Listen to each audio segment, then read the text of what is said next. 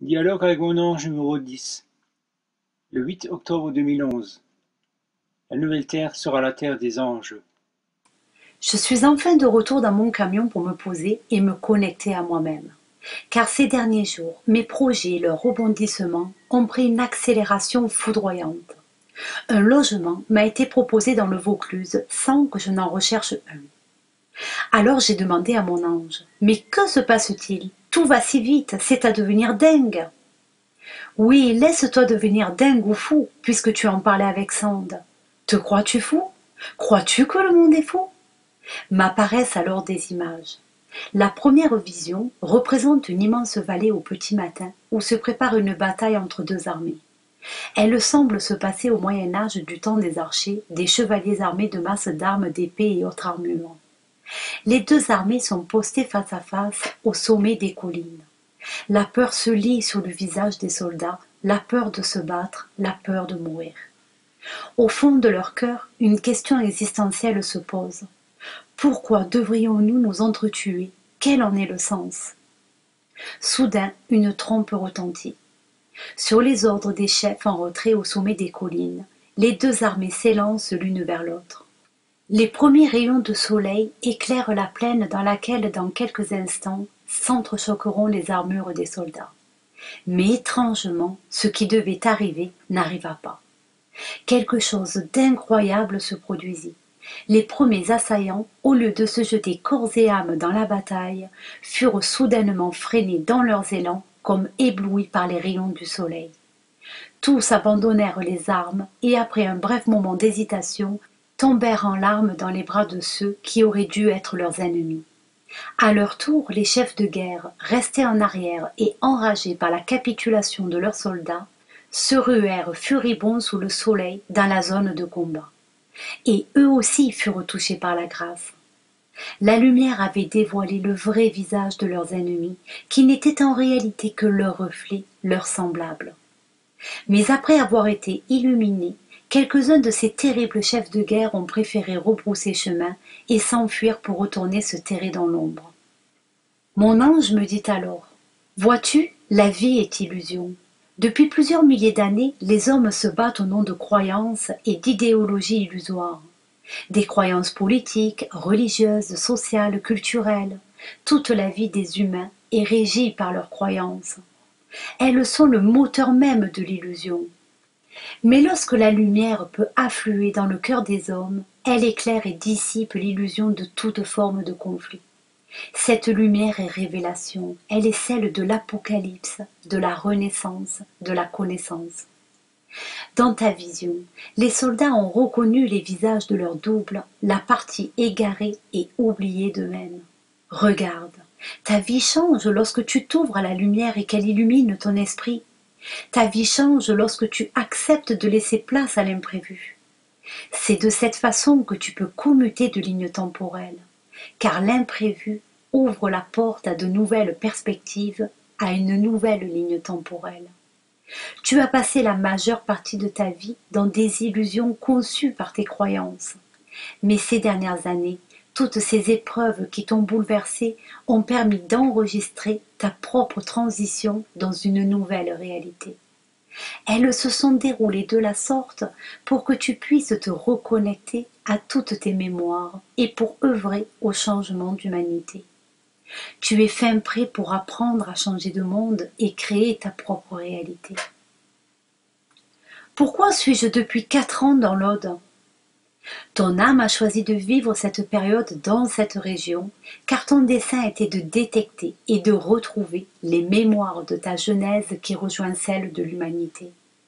Ces mémoires génétiques qui ont engendré la première séparation et inscrit la dualité primordiale en troisième densité ont été programmées ici pour toi. Tu devais retourner à l'endroit où se trouve l'origine. Il est écrit, car à l'endroit où se trouve l'origine, là sera la fin. Heureux celui qui se trouvera à l'origine, car il connaîtra la fin, et ne goûtera pas à la mort. Évangile de Thomas 18, Codex 2, Nag Hammadi. Les porteurs de lumière ont tous choisi une mission très difficile et un chemin de vie ardu au service de l'humanité. Dans les Pyrénées sont revenues certaines âmes ayant choisi de participer à libérer le karma engendré par le choc de la création primordiale. Des êtres de toutes origines cosmiques et ayant œuvré pour sa genèse jusqu'à l'accomplissement de l'humain sont présents sur toutes les lignes temporelles dans cette région. C'est pour cette raison que pour beaucoup d'entre vous croient en la présence d'extraterrestres près de Bugarach. Mais ces extraterrestres ne sont que chacun d'entre vous sur des lignes temporelles de dimensions et densités différentes. Toutes les origines galactiques sont présentes dans cette région, incarnées sous leur forme humaine, qu'elles soient Anunnaki, Jinabul, Sukal, Abgal, Nungal ou autres. Ces êtres sont tous, vous êtes tous, des émanations issues des Elohim de la loi de l'un. Qu'est-ce qu'un Elohim alors? Un Elohim est pour ainsi dire un être conscience qui sous sa forme éthérique rassemble tous les codes d'information lumière de la conscience primordiale. Sa géométrie sacrée, en s'approchant et en s'apprêtant à plonger dans un cycle de dimensions incarnées, s'organise approximativement en un corps de lumière vibrale de forme humanoïde, avec bras, jambes, yeux, puis bouche. C'est ce que vous appelez un être de lumière. L'Elohim est androgyne polaire, parfaitement équilibré. Les flammes jumelles proviennent de la séparation en deux polarités de l'Elohim au moment de son passage sous les fréquences de la lumière vibrale qui délimite les 3 ou 4e densités. Ce processus correspond à l'incarnation dans les mondes de densité dans lesquels la vitesse de la lumière délimite les perceptions de ses hôtes. Et ce passage s'ouvre inévitablement par la polarisation, puis par la séparation de ces polarités. L'Elohim est alors scindé en deux polarités qui deviennent le masculin et le féminin. C'est au moment de la séparation que se produit et se mémorise le premier choc de l'incarnation. Ce choc primordial est perçu puis interprété par la conscience humaine comme un violent traumatisme. Il devient alors une mémoire, un programme, qui va se retranscrire dans le vécu de l'humain sous la forme d'un perpétuel rejet par sa polarité complémentaire. Ce traumatisme de la première descente dans un cycle d'incarnation est gravé dans les mémoires primordiales de l'âme. C'est ainsi que la conscience primordiale se scinde en deux et projette dans la densité l'une de ces polarités qui devient dès lors sa polarité négative. De ce fait, dans le processus de l'incarnation humaine, elle devient la polarité masculine qui, au cours de son cursus dans les différentes densités, et surtout sur toutes les lignes temporelles où règne la mémoire de cette séparation primordiale, se porte à la recherche de la polarité féminine, la mère matrice, qui l'a expulsée. Le masculin devient donc le rejeton de la mère primordiale, autrement dit, le Fils de Dieu dans les traditions. Cette séparation-rejet, perçue comme telle par l'inconscient humain, est expérimentée sous toutes les formes d'émanation négative, peur, manque, colère, rejet, possession, jalousie, pouvoir, tabou, domination, soumission, qui, si elles ne sont pas conscientisées puis libérées par l'émotionnel, restent profondément refoulées et ancrées dans les mémoires programmes. Au fur et à mesure du cheminement de l'individu, elle se transforme alors en maladie ou en processus de vieillissement pour aboutir finalement à la mort du corps ou libération de l'âme du monde de densité. Cela sous-entend aussi que par la libération des programmes ou mémoires cellulaires cristallisées, le ralentissement du processus de vieillissement puis la régénération cellulaire redeviennent une possibilité légitime de l'entité humaine que vous êtes. La libération des mémoires de l'âme est essentielle pour rééquilibrer l'expérience de troisième densité. Mais la croyance en une mort fatale est l'illusion la plus tenace gravée dans la conscience humaine. Elle reste donc dans ses corps d'énergie et inévitablement l'humain meurt car il croit que de ne pas mourir est impossible. Rappelez-vous, l'homme attire à lui ce qu'il croit. La mort ou l'abandon du corps de chair devrait être non pas une fatalité, mais simplement un choix conscient pour tout un chacun. Ainsi, chaque fois que vous prenez conscience de vos mémoires cellulaires, chaque ligne temporelle sur laquelle était inscrite l'une de ces mémoires karmiques expire, meurt lors de sa résolution. L'acquittement des mémoires cellulaires se fait par votre propre prise de conscience et par la clémence envers vous-même d'avoir cru en l'illusion de cette séparation. Toutes vos expériences, qu'elles soient denses, difficiles ou au contraire agréables et légères, retournent à la lumière source, autrement dit à la conscience créatrice primordiale. Vous les offrez pour qu'elle retourne nourrir l'esprit de l'Élohim qui vous a engendré. L'aboutissement de vos expériences d'incarnation redeviennent donc des informations alimentant cette conscience créatrice primordiale. À ce stade de son évolution, l'humain du futur deviendra capable de faire descendre l'ange en soi et d'intégrer sa conscience future, son soi supérieur, dans son présent. Il le fera sans avoir à passer par la mort physique, par le rappel de l'âme. Le vrai humain ne pourra plus se contenter d'exister pour son petit moi-je, gouverné par les entités prédatrices qui n'arrêtent pas de le bercer d'illusions afin de le laisser endormi. L'humain du futur sera souverain de sa création en tant que soi supérieur, incorporé dans un corps de troisième densité. Il sera le vrai être humain qui évoluera en cinquième densité, qui est une dimension de la création dans laquelle vous choisirez consciemment et en accord avec votre soi supérieur le moment de quitter votre corps d'incarnation physique. En cette fin des temps, qui correspond pour vous à la fin d'un cycle de dualité, les lois cosmiques et quantiques permettent pour ainsi dire d'atténuer les vibrations de troisième densité pour les élever vers des fréquences de transition que vous nommez la quatrième densité. Ces fréquences correspondent à cette transition des mondes que vous avez commencé à expérimenter depuis la convergence harmonique de 1988. Ce processus de transition en quatrième densité, vous le vivrez en quelque sorte en accéléré par des multiples rencontres d'âmes sœurs, les couples qui se forment puis se séparent. Ces rencontres sont pour vous aider à réduire les fluctuations vibratoires dues au choc primordial de la séparation inscrites dans les mémoires de l'âme. Depuis peu, la nouvelle Terre entame son processus vibratoire vers la cinquième densité. L'individu en chemin vers cette cinquième densité vibre de plus en plus en résonance avec sa nouvelle Terre. C'est aussi le moment propice de la réunification de ce que vous nommez les flammes jumelles. Peux-tu m'expliquer ce qu'est une flamme jumelle ? La flamme jumelle est la partie complémentaire de ton énergie qui permet de stabiliser et d'épouser parfaitement tes propres vibrations. Ceci afin de revenir à l'équilibre de l'androgyne, l'harmonie entre les deux polarités, masculine et féminine, correspondant à tes mémoires originelles.